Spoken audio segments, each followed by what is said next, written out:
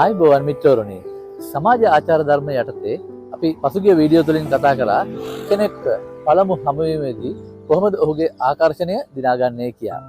ඉතින් අද මෙම වීඩියෝ තුලින් ඒකේ තවත් කොටසක් ඉදිරියට තබමින් මම කතා කරන්න යන්නේ අපගේ ශරීරයේ වැදගත් අවයවයක් පිරිසිදුව තබා ගැනීම. ඒ අනුව කොහොමද අපි තව කෙනෙක්ගේ හිත දිනාගෙන ඔහු සමග ආකර්ෂණීයව ඉදිරියට යන්නේ නැත්නම් කතා බහ කරන්නේ කොහොමද කියලා.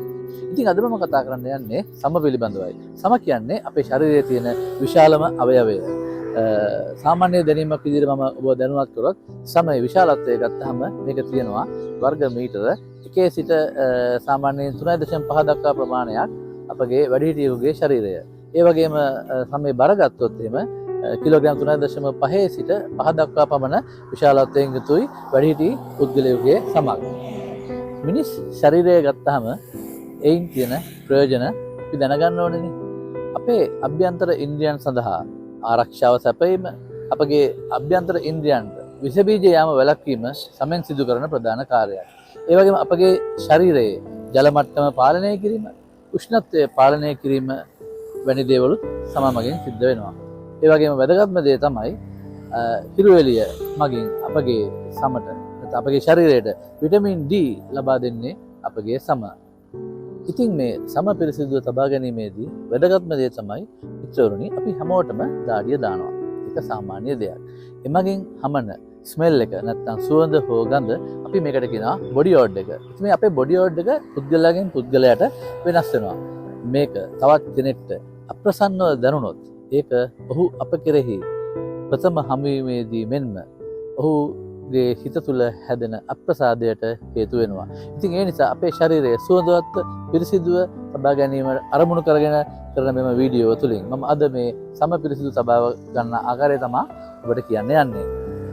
ඉතින් අපි කොහොමද මේ සම පිරිසිදු තබා ගන්නෙ?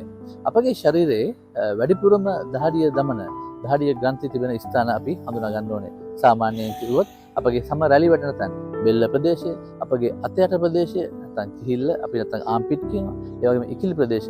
මේ වගේ ප්‍රදේශ වලින් අපිට දාඩිය හමනවා වැඩි.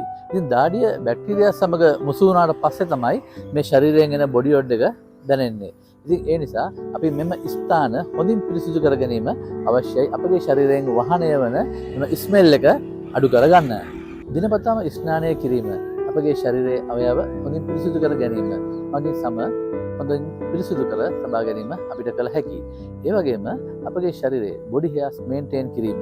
ඒ කියන්නේ අපේ ශරීරයේ රෝම කූප ඔබ දන්නවා අත යට ඒ වගේම අපගේ වෙන ප්‍රදේශවල වැයෙන රෝම කූප ට්‍රිම් කිරීම සහ ඒවා ඉවත් කිරීම හෝ ඒවා පිරිසිදුව තබා ගැනීම මගින් මේ දහඩිය එක්තැන් වෙන ස්ථාන අපට පුළුවන් අවම කරගන්න. ඉතින් එමගින් අපගේ සම පිරිසිදුව තබා ගැනීමෙන් අර වහනය වන නැත්නම් හැමන ස්මෙල් එක අඩු කරගන්න පුළුවන්.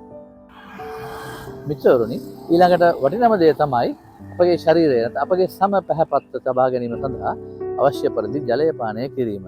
සාමාන්‍යයෙන් අපි කතා බහරේදී කියනවා දිනකට ලීටර 3කට ආසන්න ප්‍රමාණයක් ජලය පානය කරන්න කියලා. ඉතින් මේක ඊටාම වටින දෙයක්. නමුත් බොහෝම දෙනෙක් මේක නොකරනම දෙයක්. ඉතින් ඒ නිසා මෙය පුරුද්දක් විදිහේ සිදු කිරීම අත්‍යවශ්‍ය දෙයක්.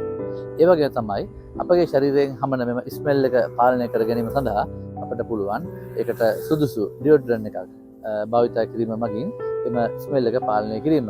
ඩියෝඩ්‍රන්ට් එකක් භාවිතා කළාම අපිට පුළුවන් අපගේ ශරීරයේ එම දාඩිය වැඩිපුර ගලන ග්‍රන්ථි වලින් එන එම ස්ථාන తాවකාලිකව ආවරණය කිරීමට සහ එමගින් නැවුම් සුවඳක් ඇති කර ගැනීමට.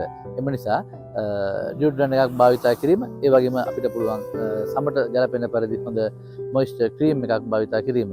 මෙමගින් අපගේ සම පැහැපත්ව තබා ගැනීම. ඉතින් හැබැයි මේ වගේ දේවල් යොදා ගද්දී නැත්නම් භාවිතා කරද්දී ඔබගේ සමට අනුව වෛද්‍ය උපදෙස් ලබාගෙන සිදු කිරීම සුදුසු බවට මම යෝජනා කරනවා. ඉතින් මෙන්න මේ පුංචි කාරණය තුලින් අපගේ සම පැහැපත්ව තබා ගැනීම නැත්නම් අපේ ශරීරයේ තියෙන විශාලතම අවයවය පැහැපත්ව තබා ගැනීම මගින් කෙනෙකුගේ ප්‍රථම හමුවීමකදී අපිට පුළුවන් එම හමුවීම ප්‍රියමනාප හමුවීමක් කරන්න. නැත්නම් සුවදායක ප්‍රතිඵලදායක සහ ධනාත්මක හැඟීමක් කරන්න. ඉතින් මිත්‍රවරුනි අපි කතා කරා අපගේ මුහුණ, හිසකෙස්, දත් සම කොහොමද පැහැපත්ව තබා ගන්නේ, පිරිසිදුව තබා ගන්නේ, සනීප ආරක්ෂකව තබා ගන්නේ. එමගින් අපි කොහොමද කෙනෙක් ප්‍රථම හමුවීමේදී ධනාත්මක ලෙස අපගේ කෙරෙහි ආකර්ෂණයක් ඇති කරගෙන අපගේ ජීවිතයට ඉදිරි ගමනක් යන්න ඉවහල් වන්නේ කියලා.